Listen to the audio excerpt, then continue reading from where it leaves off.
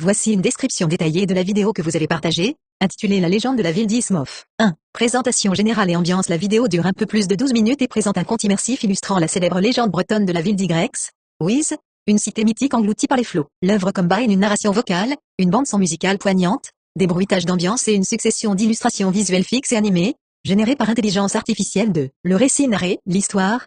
Une voix off raconte en détail l'histoire tragique de la cité, le contexte. Le royaume de Cornouailles est gouverné par le roi Gradelon le Grand, un monarque sage, pieux et digne. Sa fille, la belle et têtue Dahu, est une prêtresse et fervente adepte des anciennes croyances celtiques et païennes. La cité d'Yx, pour plaire à sa fille, Gradelon fait bâtir la magnifique ville d'Yx en contrebas du niveau de la mer. Elle est protégée des flots par de gigantesques murailles et de lourdes portes massives. Le roi conserve en permanence autour de son cou l'unique clé d'or permettant d'ouvrir ses écluses. La trahison. Un soir, un mystérieux et séduisant étranger fait son apparition. Il prétend être le dieu Mapono, dieu de l'amour, et séduit Dahu. Pour lui prouver son amour et sceller leur union, il lui demande de voler la clé d'or de son père, la submersion. Dahu s'exécute pendant le sommeil de Gradelon, et ouvre les portes. Immédiatement, l'océan en furie s'engouffre dans la ville. Le mystérieux amant se révèle être un démon et disparaît en ricanant. La fuite. Alerté par Saint-Ganolé, le roi Gradelon monte sur son cheval magique, Morvercache, le cheval de la mer, et prend Dahu en croupe pour fuir la marée montante. Mais les vagues les rattrapent. Ganolé ordonne alors au roi de rejeter le démon à la mer pour sauver son peuple et sa propre vie. Le cœur brisé, Gradelon laisse Dahu glisser dans les vagues. L'épilogue. La ville d'Yx est totalement engloutie. La légende dit que Dahu y devint une sirène. Gradelon se réfugie sur la terre ferme, et établit sa nouvelle capitale à Quimper, finissant ses jours en roi saint et respecté. 3. La bande-son, audio, la narration.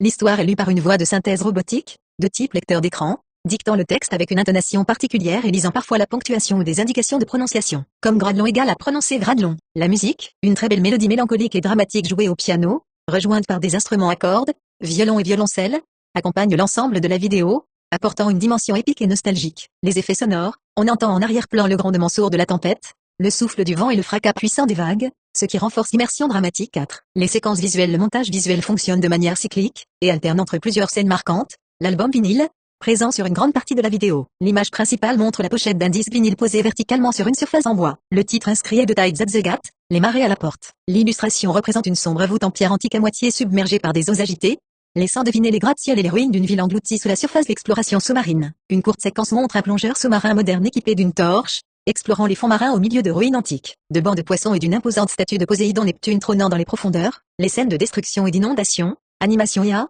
les colonnes solitaires. Une rangère de 8 colonnes corinthiennes dressées au milieu d'une mer d'un bleu profond, sous un ciel chargé de nuages d'orage. Le temple submergé. Un grand bâtiment classique au toit de tuiles romaines de couleur terre cuite, frappé de plein fouet par de violentes déferlantes qui brisent sa toiture. La ville gréco-romaine inondée. Des vues aériennes montrant une immense cité antique aux façades de marbre, et au toit orange complètement envahi par des torrents d'écume et de vagues géantes. La flèche gothique. La pointe sculptée d'une tour d'église ou d'une cathédrale émergeant seule au milieu des tourbillons de l'océan. La fuite du peuple. Une scène dramatique montrant une foule de villageois vêtus de tuniques antiques, hommes, femmes portant des bébés, vieillards, fuyant en courant sur de grands escaliers en pierre le long d'une forteresse côtière, alors que la mer gronde en contrebas. Le marché balayé.